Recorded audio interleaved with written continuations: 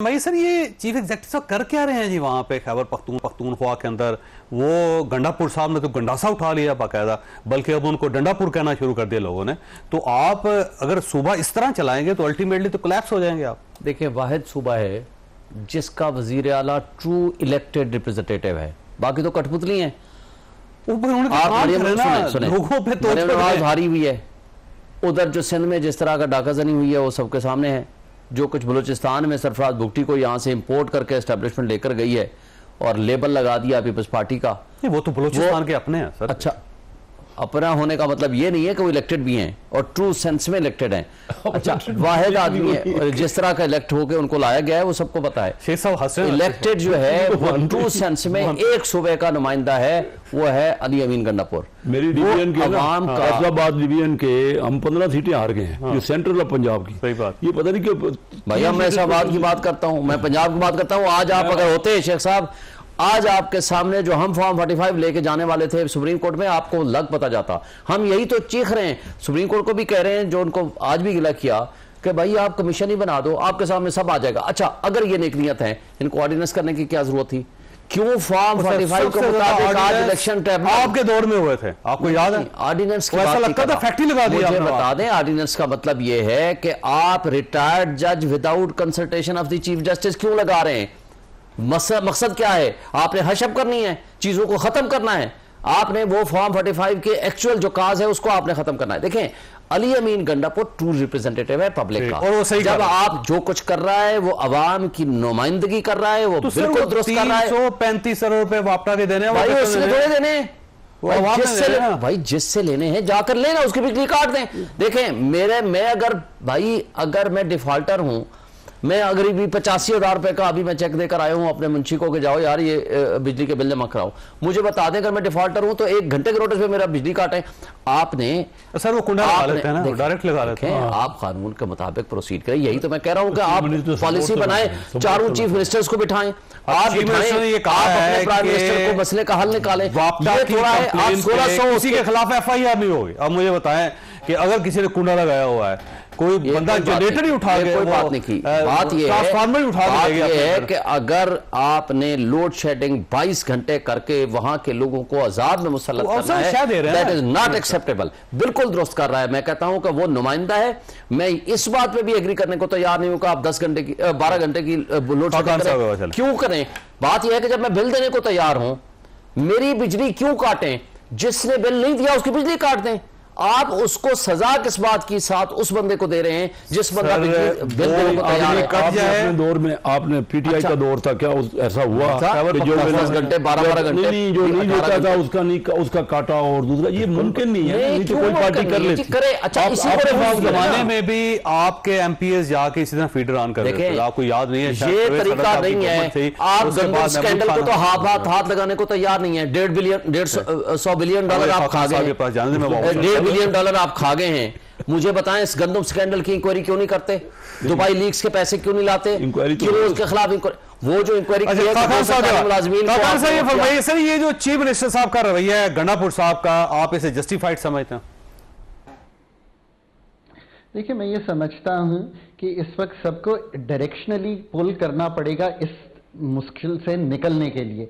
अगर एक तरफ पुल नहीं करेंगे और दोनों अथॉरिटीज जो कि पहले भी बैठी थी 15 दिन पहले, अब दोबारा बैठें और अगर कोई उसमें डिफिकल्टीज हैं तो उनको सॉल्व करने की कोशिश करें। जहां 20-22 घंटे की लोड शेडिंग है इतनी गर्मी में, उसको मैनेज करें, वहां पे कुछ रेवेन्यू बढ़ाने की कोशिश करें, लोकल पुलिस को यूज करें। जहां तक एक और उनका मसला है NHP का, जिसको नेट हाइडल प्रॉफिट कहते हैं, कभी आप मुझसे तफसीली समझ लीजिएगा, मैं इसको भी समझता हूं। एक AGN काजी का फॉर्मूला है, प्रोविंस उसके हिसाब से मांग रही है। नेपरा के टैरिफ में उतना है नहीं जो वापडा को दिया गया है, तो इस पर भी बातचीत करनी पड़ेगी। इससे जाहिर क्या हो रहा है जावेद साहब, जाहिर ये हो रहा है कि मसले मसाइल गंभीर हैं, उनका हल जो है वो प्रोफेशनली निकालना पड़ेगा। एंड बाकी बड़े स्टेक होल्डर्स को, जैसे ये दोनों हैं, जैसे बाकी पार्टीज हैं, उनको हर चीज को कहीं ना कहीं सॉर्ट करके गिव एंड टेक से सॉल्व करना पड़ेगा, वरना तो ये लिंगर ऑन कर जाते हैं। इसीलिए नेट हाइडल प्रॉफिट जो खैबर पख्तूनख्वा कहता है और जो फाइनेंस डिवीजन कहता है, उसमें एक बहुत बड़ा फर्क होता है। और वो हमेशा चलता रहता है। और जो कलेक्शन है वो कहां से आनी है? मैं जरा गुजारिश कर दूं पाकिस्तानियों के लिए कि वो कलेक्शन आपके, मेरे, KPK, बलोचिस्तान के बिलों में से ही आनी है नेट हाइडल प्रॉफिट की, पर वो उतना डाला ही नहीं जाता कॉस्ट में, because there is a difference. ये सारे मसाइल बिजली के सेक्टर को आज यहां ला खड़ा किए हैं, और मेरे लिए ये इतनी तकलीफ दे बात है कि 500-600 अरब का सर्कुलर डेट अगले साल भी जमा होगा, पर मैं आज भी उसको ठीक करने के काबिल नहीं हुआ। मैं आज भी पाकिस्तान में ये जानता हूं कि सारे डिस्कोज में above the NEPRA specified limit नुकसान होगा।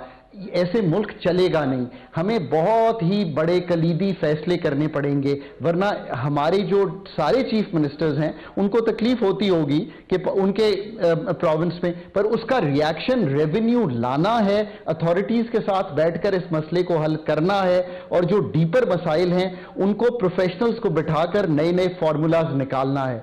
पर हम ये आज तक नहीं कर पा रहे। जो एक, मैं जावेद साहब, ट्राइंगल है मेरा, democracy, bureaucracy, civil and military, और एक तीसरा ट्राइंगल में जो है वो है प्रोफेशनल ब्यूरोक्रेसी या प्रोफेशनलिज्म। वो आपको मालूम है कि सारे अदारों में मिसिंग रह गया है। I think that still is the missing link, ताकि मैं इनके साथ बैठ के एक एक मसले को सॉर्ट करके आगे चलूं।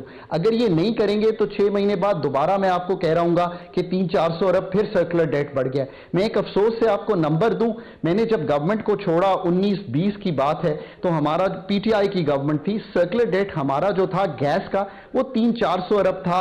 और वो था क्यों? वो था इसलिए कि हम LNG लाकर डोमेस्टिक को दे रहे थे, और मैं तब भी कहता था कि ये काम ना करें। आज वो 20-2100 अरब पे चला गया है जावेद साहब। This is the seriousness of the situation.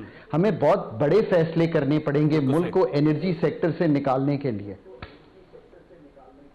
ठीक हो गया, यहां पे मैंने ब्रेक लेनी है, ब्रेक के बाद दोबारा हाजिर होता हूं। प्रोग्राम में दोबारा खुशामदीद। वैसे शेख साहब ये फरमाइएगा कि ये जो ट्रिब्यूनल्स का इशू है कि आपने रातों रात एक ऑर्डिनेंस पास करवा के उन्होंने कि साबिक जज जो है ना वो भी इलेक्शन ट्रिब्यूनल्स का हिस्सा बन सकते हैं, अब ये फॉर्म 45 लेके फिर रहे हैं, और आज इन्होंने सुप्रीम कोर्ट ऑफ पाकिस्तान के सामने हल्फ भी ले लिया कि भाई हम जीते हुए हैं। तो आप जब इस टाइप की गवर्नमेंट बनाएंगे जिसके अंदर लोगों का जो मैंडेट है वो भी लेजिटिमेट नहीं होगा, तो फिर रेट तो खत्म हो जाएगी आपकी। कैसे काम करेंगे आप? देखिए ये कह रहे हैं सुप्रीम कोर्ट पे ये ऑलरेडी गए हुए हैं, लेकिन ये इलेक्शन का तो मैं भी हमेशा इलेक्शन लड़ता हूँ, तो जाता है ट्रिब्यूनल के पास आप जाते हैं या फिर कोर्ट्स में जाते हैं, तो ये इनके पास सारे फोरम्स हैं। लेकिन आपने छीन लिया। हमने तो कोई छीना नहीं, उसका बजाय आप बताएं कि उसका जो आप लीगल आपके पास है पोजीशन, वही है। अब तो हाई कोर्ट ने आपने बना दी है, में जाए ना, लाहौर हाई कोर्ट में नहीं। देखिए ना, ये आपके पास जो रेमेडी है, आप तो मेरे से बहुत ज्यादा लाभ समझते हैं। ये है कि आपने हमें पहले कहते थे ना हाई कोर्ट जाओ ना कहीं और सुप्रीम कोर्ट जाओ, ट्रिब्यूनल में जाओ, ठीक है, ट्रिब्यूनल में आप चले गए।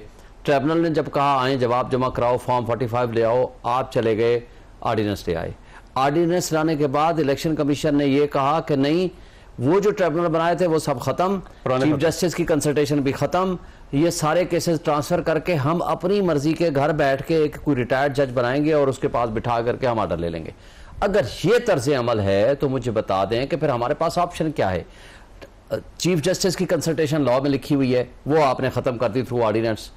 चीफ जस्टिस की कंसल्टेशन से ट्रिब्यूनल बन गए, वो फंक्शनल हो गए, और जब कोई ट्रिब्यूनल फंक्शनल हो जाए उससे आप केस चेंज नहीं करा सकते जब तक कि कोई बहुत स्ट्रांग रीजंस ना हो, कोई मेलाफाइडी हो, जज की कोई रिश्तेदारी हो, कन्फ्लिक्ट ऑफ इंटरेस्ट हो, कोई और बात हो। आज सारी चीजें आपने उस जाली उस मैंडेट को प्रोटेक्ट करने के लिए हर वो हरबा इस्तेमाल कर रहे हैं। मेरा तो इलेक्शन कमीशन मुल्ज़िम है और वो जो जीता हुआ है जाली तरीके से वो भी मुल्ज़िम है। वो दोनों ने मिली भगत करके कहा कि नहीं ये जज हमें कबूल नहीं है, हम अपनी मर्जी का जज बिठा के हम अपने हक में फैसला ले लेंगे। ये कानून बना दिया आपने। मुझे बताएं कि फिर हम जाएं तो जाएं कहां? लीगल तो आप मेरे से बहुत ज्यादा बेहतर आप समझते हैं, आप जो लीगली कर सकते हैं वो आपको करना चाहिए। बाकी मैंने तो देखा है अपनी फैसलाबाद डिवीजन सारी सीटें, आप पता नहीं क्या कहते हैं कि ये धांधली हुई वो धांधली हुई, 18 में से 15 सीटें तो आप जीते हुए हैं, तो हर जगह। और एक सीट हमने नहीं तो आपके खिलाफ तो झगड़ा नहीं किया। नहीं, मैं पूरी जहां झगड़ा है वहां तो मेजॉरिटी का झगड़ा है। डिस्ट्रिक्ट की बात करूं, हमने तो वो देखा है वहां पे इलेक्शन होते, गुजरावाला में हार गए, लाहौर की सीटें हार गए, वही बड़ी बड़ी देखिए ना, राना सनाउल्लाह हमारे सदर थे, पंजाब के सदर अंदर से। पूरा डिवीजन डेरा अब जहाँ मुल्तान, वो तो बहावलपुर, KPK में आप सारी सीटें जीत गए, हमने तो आप जिस जगह आप किसी को मानते हैं, लेकिन आप तो नहीं, हम मानते हैं। आप इलेक्शन कमीशन को तो नहीं मानते ना, आप तो ट्रिब्यूनल में अगर गए, कोई डिसऑनेस्टी करेगा तो कैसे माने? ये तो आपका राइट है, हमने ये कहा, देखे देखिए ना शेख साहब, मैंने आज से 2 महीने पहले प्रेस कॉन्फ्रेंस थी इमरान खान के साथ मिलके, हम सबसे पहले 8 फरवरी के बाद सुप्रीम कोर्ट में गए, जी आप ट्रिब्यूनल बना दें, कमीशन बना दें। हमने कहा जी आप हमारी कोई एक सीट नहीं, सारी सीटों पे हाथ रखें, हम उसको ओपन करने को तैयार हैं। Let the election commission should function it, और वो कहे हाँ जी आप उसका ऑडिट करा लें। हमें अपनी किसी सीट पे एतराज नहीं है कि जी हम वहां जहां से गलत जीते हैं या वहां से सही जीते हैं, कोई हमारे पे एतराज करता है तो हम कहते हैं हाजिर। मैं तो शाहीन साहब ये समझता हूँ, लेकिन आपके पास सुप्रीम कोर्ट में आप गए हुए हैं, अच्छा क्या ऑर्डिनेंस निकालना इलीगल है? मुझे तो नहीं, आप ज्यादा मेरी बात तो मुकम्मल होने देना। आपके पास सारे तो हैं, ऑप्शंस हैं। 2018 में इलेक्शन हुआ, आपने देखा किस तरह हुआ है, वो हमने वो भी देखा। यहाँ मैं तो एक सारी सीटें तो आप जीत गए हैं, वहां तो आप पता नहीं कैसे फिर वहां ठीक इलेक्शन हो गया। हमारे सदर हार गए, जो रिटर्निंग अफसर स्ट्रांग था, जो कंप्रोमाइज जिसने नहीं किया। देखें नवाज शरीफ साहब का मियां जावेद लतीफ साहब क्या कहते हैं, वो ये कहते हैं कि जब मैं अपने हल्के की बात करता हूं, वो कहता है जी फिर नवाज शरीफ का हल्का भी खोल देंगे। अल जजीरा ने वहां उसका इंटरव्यू किया जी, वैलिड उसके जो वोट पड़े हैं, वैलिड वोटों से भी उसकी तादाद बढ़ा दी। वैसे आपके साथ वैसे खामोश हो गए हैं, वो पुरानी बातें हो गई, अब उन्होंने अपना मौका बदल लिया। मैं अल जजीरा की बात कर रहा हूँ। अच्छा अल जजीरा ने भी बदल लिया, अल जजीरा ने नहीं बदला, लेकिन मियां जावेद लतीफ साहब को खामोश करा दिया गया होगा, मुझे नहीं पता। लेकिन आज देखें इनके अपने मोहम्मद जुबैर, आपके ख्याल में सुप्रीम कोर्ट इसका हल नहीं निकाल सकती? जो आप